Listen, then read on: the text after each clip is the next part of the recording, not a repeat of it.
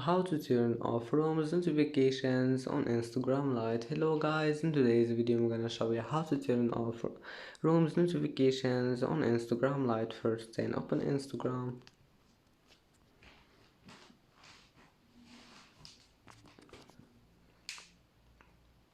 and here you will find your profile in the bottom corner. Click on it and then click these three lines in top, and then click settings. Here you will find notifications. Click on it and then just click this one here, direct messages and calls. Click on it and scroll down until you find this one, the last one, rooms, and if you want to turn it off, just click off.